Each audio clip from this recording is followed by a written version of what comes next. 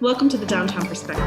I'm your host, Adrienne Nesbitt. Join us every week as we explore topics surrounding and involving the downtown Goshen community.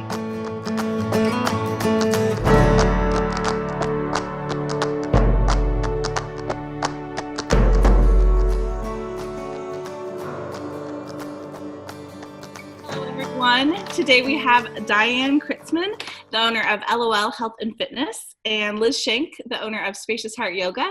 Thank you for joining me, both of you. Thank you. Yeah, thanks for having us. I personally think it's so amazing that we have two women-owned spaces where community can gather around self-care and health. Obviously, things have changed as far as gathering goes. Liz, can you tell me a little bit about how Spacious Heart has adapted in this world of COVID-19? Yeah, absolutely. So I think, like everyone, we've been just trying to take things as they come. And the first couple of weeks when we hadn't quite gotten into the shutdown order yet, people were just trying to take precautions. We really upped our cleaning schedule. We were, doing, spraying down mats way more than we were before, spraying down all of our props, making sure that we were just being really, really mindful of being clean and cautious. But that lasted probably a week or two, and then we decided to take our classes totally online to make sure that we just weren't having interactions, keeping our students and our teachers as safe as possible. So we were kind of taking notes from other studios in the area. We talked to Diane. We worked together to come up with a solution that we thought would be the easiest way to do things. So we ended up using Zoom, and people register on our website, and then we send them a link before class, and then they can do our yoga classes, our meditation classes, all online from their homes. So yeah, we're just trying to do our part to make sure that people still have our classes, whether it be yoga or meditation or dance. We have a dance class on our schedule. We just want to make sure that they're accessible right now. Diane, a lot of your group classes are focused on empowerment and coming together. Are there ways to do that at home that you found? Well, we have a really strong community, and we've had great response with our online classes. Our clients seem to really look forward to all of our classes, and we've gotten numerous clients to give us testimonials, and it is amazing how they love what we're doing. They love the fact that we're there. They know that 5:30 on Monday morning, there's going to be a beatbox class. We have been super uber consistent with our classes. My instructors have gone beyond, above and beyond, just to make sure that we offer something so that they know, it's consistent. They can look forward to a class. We're just being there, talking to them, knowing that we are there for them. We are all in this together, and that we're going to get through this together. Liz, what first drew you to yoga? It's been a long time ago that I started doing yoga. I think I was probably in middle school or high school. Initially, I came from a very athletic family. Felt like a sport and made me feel really good, but it also helped connect me to myself and helped me to learn to cope with difficult things. It's really a big part of yoga is learning to feel what you're feeling and kind of sit with discomfort. Or, I think I was initially attracted to it because because of the athletic aspect, but then stayed with it because of the more spiritual aspect of it. Diane, what's your personal favorite class that you offer at LOL, the class that you enjoy the most? Sure, Adrienne. I've got five amazing instructors, and you want me to pick one? No, honestly, I would have to say probably the one when I went back to LOL before I purchased it is Beatbox. There's just something about hitting that bag and getting, a good sweat workout that you just feel, whether it's the music, whether it's the moves, it's a full body workout. And it's just, it's one of those that just leave you, man, you are ready for the day. It is just, like I said, there's just something about punching that bag, whether it's just getting some of that aggression out or whatever, but it is, Beatbox would probably be one of my top ones that I would have to say is my favorite. But there's a lot of great classes, and the bar classes, even though those are, and I like those because they're slow. They're more concentrated moves on your muscles. And even though you think that you're really not getting a good workout, you're still going to sweat, and the next day you feel it. So those two would probably be my top two. Awesome. Liz, can you tell us a little bit about what your plan for beginning to reopen is as you look toward the future? Sure. So the first thing that we're going to do to reopen is start to have an outdoor class as the weather's warming up.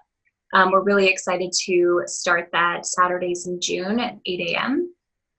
So we are going to have it right outside of our studio space. There's kind of a grassy area.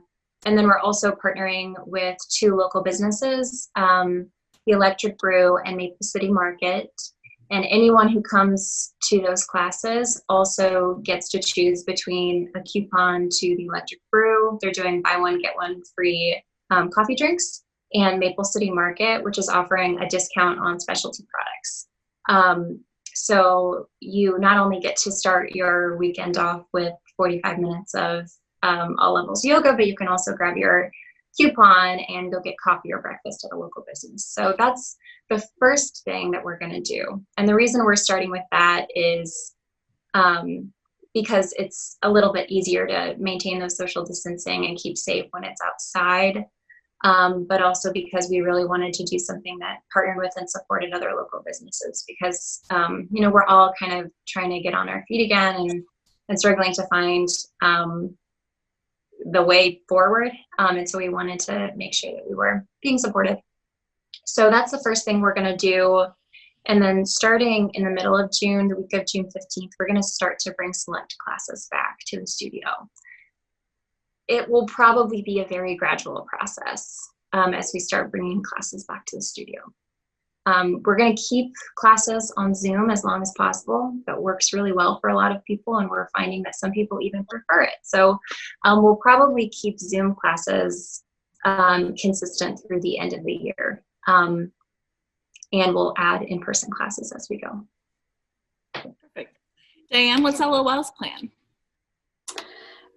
What we're going to do is we're going to continue on Zoom.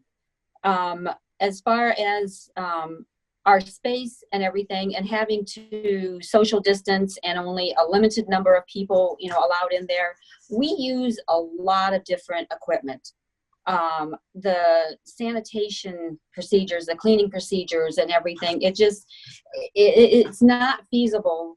And my girls, my understanding, would have to wear masks in order to instruct. And I don't feel that you cannot exercise, because we've got a lot of high intensity classes in there. So it's just not feasible to be going back into the studio. So at this time, we are just continuing on Zoom. And that's going to be for quite a while, honestly, I feel.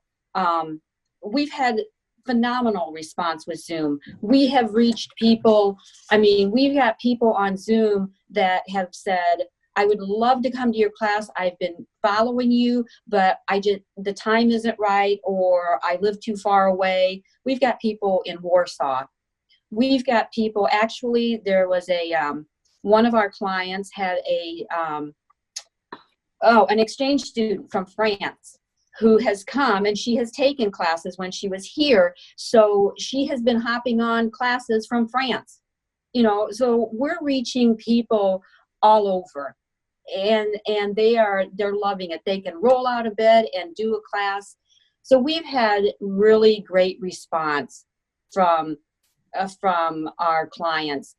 So it makes a lot of sense, and it seems to be a great way to grow your community. I think we all have different ways of approaching self-care and health and fitness. Can both of you, we'll start with Diane, tell us what your go-to approach is for self-care and fitness?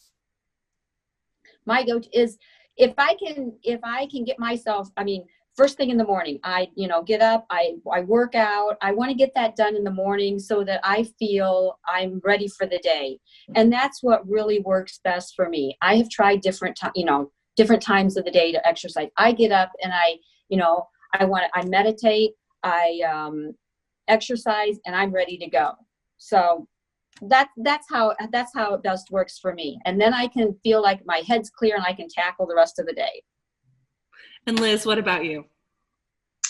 I think it takes many forms. I think a lot of times one of the things that leads to a lot of anxiety is when you're kind of stuck in your head and stuck in your thoughts. And so for me, a lot of times, whatever's tangible, whether it be gardening or cooking or doing yoga, of course, or exercising or, going out and walking the dog, anything like that kind of takes me out of my head and into my body and back into the real world, that really is always helpful. And also staying conscious and aware of how I'm feeling. Some days sitting in front of the TV and having a glass of wine could be self-care if you're at, having a stressful time, but other days it could be a distraction. So I think it's just staying conscious of how you're feeling and what you need. And maybe that's taking, one of Diane's online classes, or maybe it's meditating. I think it's just allowing yourself to kind of sit with how you're feeling and then react. Awesome. Thank you both so much for joining me, and thank you for being a part of this community and helping people stay healthy and stay sane as we're all dealing with this new normal. Great. Thank you so much for doing this.